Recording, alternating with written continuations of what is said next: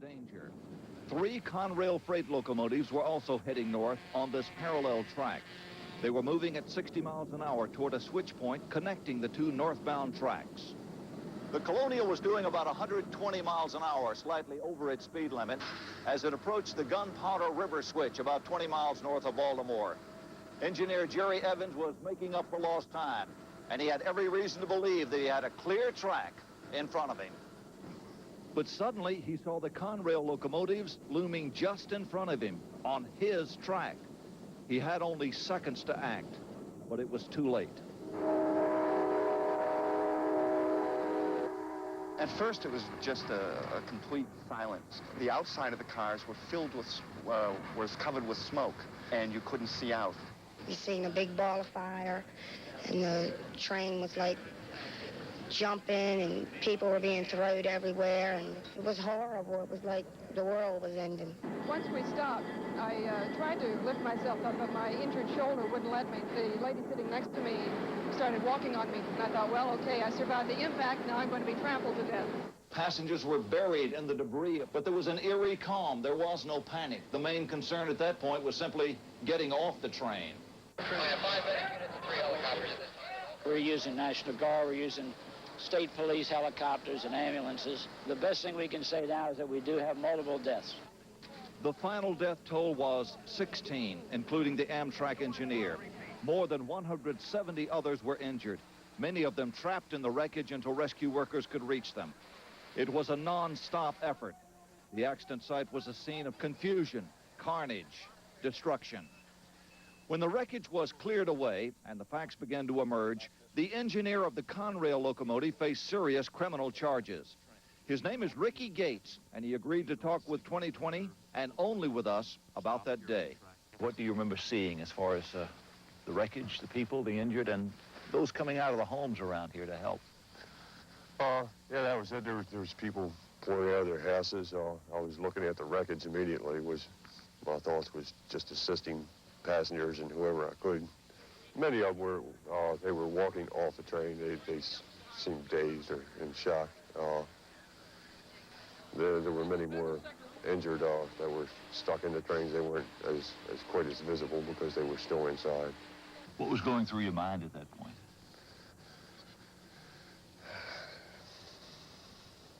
I was just overwhelmed with how big and how bad it was, and the amount of injuries and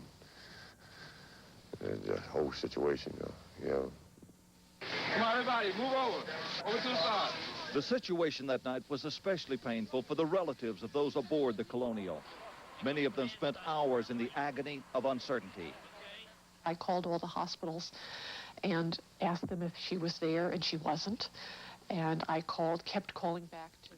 Susan and Roger Horn's daughter, Cerise, was on her way back to Princeton University to start her 2nd semester. A brilliant student, she was a college freshman at the age of just 16. I heard on the news that there had been a crash, and then called the young lady who had taken her to the station. Arthur and Ann Johnson were worried about their 20-year-old daughter. Christy Johnson was on her way to New York to see her sister. An avid horsewoman, she was finishing her junior break at Sanford.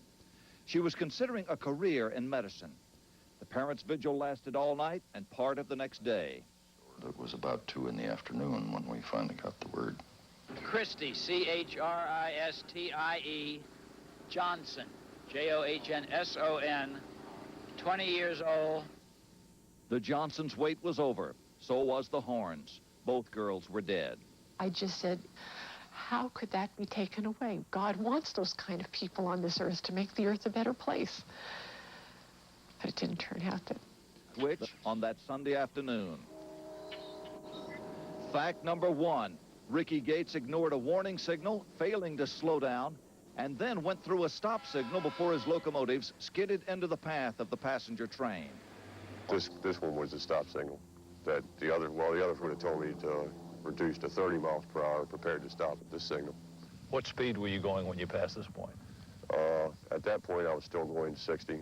Gates lied to investigators at first, saying the signals gave him a go-ahead. Fact number 2, the warning whistle on Gates' locomotive did not work. It had been tampered with. blocked with adhesive tape, apparently by a previous crew. Had the whistle worked, it would have sounded automatically as Gates' locomotive sped through the caution signal. The biggest single, I guess, technical problem would have been the whistle being taped over. The alert whistle taped over. Right. It was Gates' job to correct the whistle problem before he left the yard. He did not. That particular day, I was looking to cut corners. I didn't know where the whistle was located in that particular engine. I keep hearing you say cutting corners, cutting corners. Now, why? What was your rush? Just to get the job over with. I wanted to get the job done and be home that evening in my favorite bar, really. Fact number 3.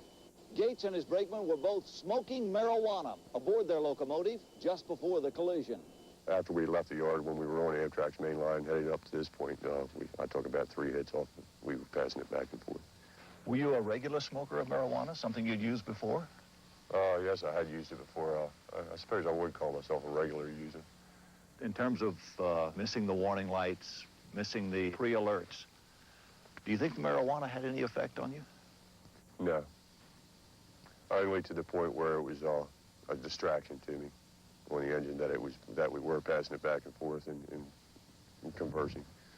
At what point did you realize you had slid through the signal, you were on the tracks, and you were going to be hit by a speeding train? I didn't realize it at all until impact itself. Were you braced for it? Did you have any idea it was coming? I wasn't braced for it. I had no idea it was coming. Yes, it was an incredible impact. Gosh. This was not an accident. This was a violent... And you've thought about what happened here? How's it impacted on you? I was, still am at times, very depressed about it. So depressed, Gates said, that he even contemplated suicide. Yes, many times right after the accident. By coming back here? Yes, at one point, yes. I was one of my options for committing suicide was dressing up in my same clothes and being ready for work and coming out here on the same day and waiting for the same train. The only thing that really stopped me from carrying it out, I believe, was just remembering that I would probably know the engineer and make him feel as miserable as I do. I feel very sorry for him. I think that he is now going to have to live the rest of his life knowing what he caused and the enormous tragedy and the enormous sadness that he has brought to... Up here, a place called Stanley's. Ricky Gates is in a... or when a supervisor has reasonable cause to suspect impairment. And even those regulations are under attack in the courts. The regulations are written by this man, Federal Railroad Administrator John Riley. He believes they don't go far enough, that random testing for drugs should be mandatory. I absolutely do. And maybe the bottom line to it all, Tom, is that you've talked to Ricky Gates. Gates taking the drugs with you into the locomotive cab. They consume the drugs in the cab.